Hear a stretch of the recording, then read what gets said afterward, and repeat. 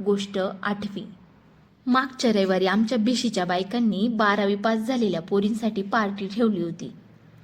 आमच्या ग्रुपच्या बायकांच्या सगळ्या पोरी पास झाल्या. सगळ्यांना चांगले मार्क पडले आणि त्याच्यातल्या 2 पोरी त्यांच्या कॉलेजमध्ये पहिल्या 3 आल्या. बायकांचा आनंद तर गगनात मावेना झाला. आता पुढे काय करायचं, कुठे जायचं, पोरींचं पण सगळं ठरलंय. आया पण लागलंय मग तयारीला. ज्यांनी स्वतः कधी शाळेचं तोंड पाहिलं नाही त्यांना सुद्धा आपल्या पोरींना शिकवायचंय. माझ्याकडे येणाऱ्या बहुतेक बायकांचा एक डायलॉग असतो, पोरीला नवऱ्याकडे पैसे मागायची वेळ नाही आली पाहिजे. उषाची मुलगी CA करते. तिच्या परीक्षेसाठी 15 दिवस खोली करून राहिली होती ती शहरात. 15 दिवस पाणी सुद्धा हातात देत होती पोरीला. पोरीच्या अभ्यासासाठी रात्रभर जागायची उषा. रूपाला तर मुलीच्या शाळेची पुस्तकं पाठ झालीत अभ्यास घेता घेता, जशी काय रूपाचीच परीक्षा. म्हणून पोरी मोठ्या झाल्यावर स्वतः ट्युशन घ्यायला लागली ती. किती मुलींना फुकट शिकवायची ती. किती बायकांनी सगळा जोर मुलींच्या येणाऱ्या पिढीला शिक्षण आणि नोकरी करता यावी म्हणून लावून दिलाय. बहुतेक बायका भिशी पण मुलींच्या शिक्षणासाठीच लावतायत. माझ्या पोरीला सिव्हिल इंजिनियर बनायचे, काहीच कमी पडू देणार नाही मी तिच्या शिक्षणात. आधी लोक मुलींच्या लग्नासाठी पैसे जोडायचे, आता बायका शिक्षणासाठी जोडतायत. आम्हाला पण लग्न लावायचे पोरींचे, पण नवऱ्याच्या मेहरबानीवर नाही सोडायचं पोरींना. ते त्यांच्या पायावर उभ्या असल्या पाहिजे.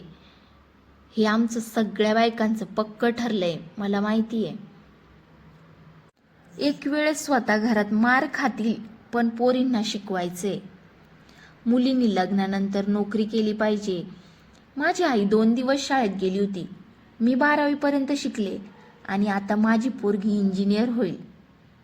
आता तिची मुलगी काय करेल देव जाणे, पण माझी मुलगी इंजिनियर होईल.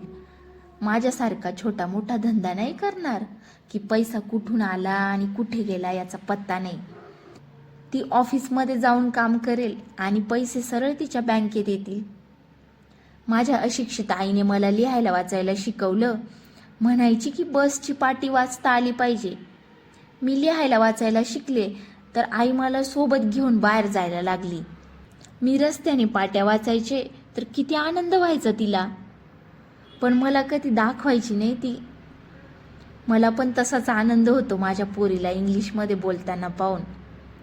सगळे म्हणायचे की इंग्लिश मीडियममध्ये नका घालू आपल्या पोरांना, जड जाईल ते. पण मी अजिबात ऐकलं नाही कोणाचं. आता बघा कशी भडाभडा इंग्लिश बोलते ती. परवा आमच्या मंडळाच्या बायकांनी सावित्रीबाई फुले जयंती साजरी केली. सावित्रीबाई आणि फातिमाच्या फोटोला हार फूल वाहून आम्ही गप्पा मारत बसलो. मग सावित्रीबाईच्या गोष्टी सांगता सांगता बायकांना त्यांच्या शाळेची आठवण आली. कोणी 5वी शिकलं, कोणी 10वी, कोणी 12वी. काही बायकांचं BA झालं. रूपाचं तर MA झालंय. आम्हाला माहीत पण नव्हतं एवढी शिकली ती. लग्नाच्या दिवशी पेपरला गेली होती ती सकाळी आणि मग काय लग्न झालं आणि संसाराला लागली. सासऱ्यांनी जॉब करू दिला नाही. नवऱ्याचं दुकान बंद, चालत नाही, म्हणून मग आता घरीच ट्युशन घ्यायला लागली. आता जोरात चालतात तिचे क्लास पण. आमच्या आयांना कुठं काय लिहिता वाचता येतंय धड, म्हणून त्यांनी आम्हाला लिहायला वाचायला शिकवलं. बसची पाटी तरी वाचता यायला पाहिजे म्हणून. मग आमच्यातल्या काही बायकांनी पोरींची चांगली डिग्री केली की लग्न झाल्यावर नवऱ्याकडे पैसे मागायची वेळ नको यायला. असं पिढी दर पिढी बायकांचं शिक्षण वाढत चाललंय. आम्ही म्हणतो की वेळेत शिक्षण पूर्ण करून लग्न झालं पाहिजे. लग्नाला उशीर झाला तर झाला, आणि काही पोरी त्यांच्याही पुढे जाऊन म्हणता लग्नच नाही करायचं. ज्या बायकांना दुनियादारी कळत नाही म्हणून येड्यात काढलं, त्या बायका आता आपल्या मुलांना हा त्रास होऊ नये म्हणून जीव तोडून मेहनत करताय. मुली वकील डॉक्टर होऊन परत येतात तर वाटतंय जसं काय आपलंच स्वप्न पूर्ण झालंय.